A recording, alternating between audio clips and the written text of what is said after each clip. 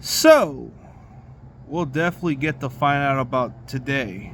Today in the afternoon, we'll definitely find out how this plays out. So, is this Niners offense going to survive without Brock Purdy at quarterback? We're just going to have to find out how this plays out with Brandon Allen. I mean, in the offseason, they brought him back, and we signed Josh Dobbs to potentially be our backup, but it came into a competition, and I know majority of our fan base weren't liking the fact that Brandon Allen was named the backup quarterback. And everybody's just curious, why is Kyle just going with somebody who's not good, all that nonsense talk. But if you kind of know the history of Kyle Shanahan, he prefers a guy who knows the system. And Brandon Allen, in his defense, he knows the system for a while, man. He's played under this system. So, would you rather get somebody who's already ahead of the curve and knows your offense? Or would you rather go with somebody with upside who's starting to catch up to speed with this offense? I think you'll probably want to go with a guy who knows the system right on his head, So, looking at the press conference from what Kyle Shanahan just said, it's not going to be quite a drop-off from going from Brock Purdy to Brandon Allen. You're going to get a guy who's going to operate the offense. You're going to get a guy who's going to do the job.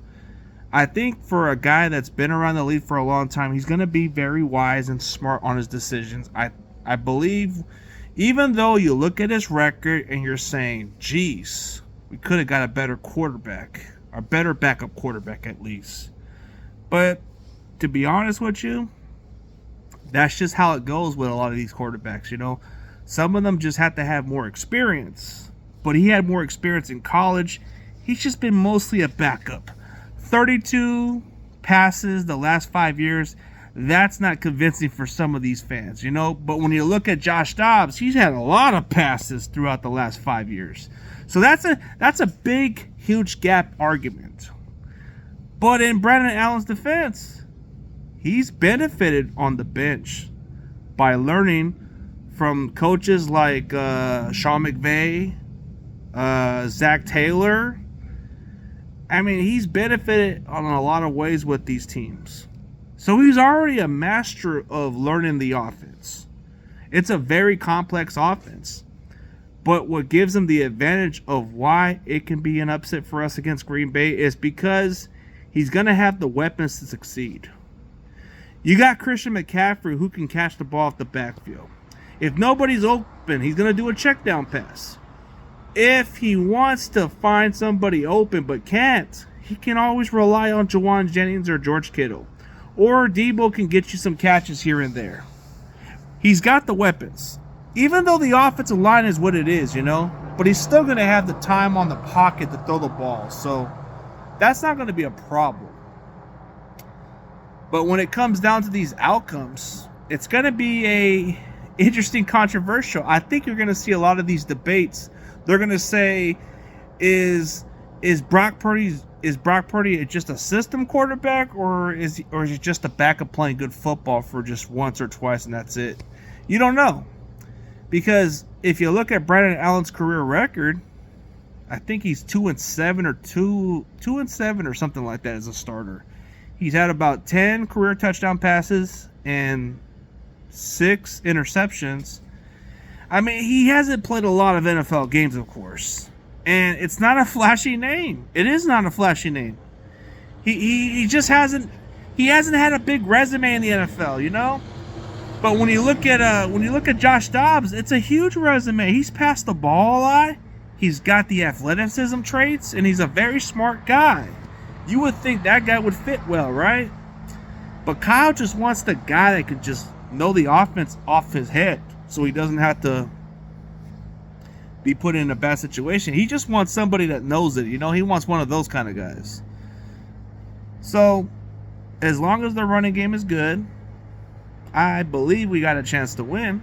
And if this keeps us alive for a division title or a playoff push, this would even be more sweeter. This will be like the 2021 season, actually. Because in the 2021 season, we were 3-5. We were in a very deep hole, and we had to win out some games, and we made a big push for the playoffs. So that can be a good story. Even though we came up short in the NFC Championship game, we came in just like third in our division, and we were able to fight, and we knocked out the number 1 seed in Green Bay. But we beat Dallas, Green Bay, and then we had to play the Rams, but still, you were able to make it pretty interesting. So I think for us fans, we need to be faithful. We need to remain faithful, man. The season's not out of the picture, and you guys are crazy if you want us to rest guys like Greenlaw and the rest of the guys for the season, bro. Y'all tripping, bro. We all played to fucking make the playoffs. We all played to fucking win something, man. We don't just fucking throw in the towel because things are not going our way right now. You have to fucking have faith in this team, bro. You gotta, dude, we are still in it. We're not automatically eliminated, bro. Until we are eliminated, bro, then that's when you can have your little concerns. But until now, bro, this is a chance to see what we're made of. If we win today with Brandon Allen at quarterback and we play good, inspiring football, then you guys got to silence that little bullshit. Silence it, you know? But that's all I got to say.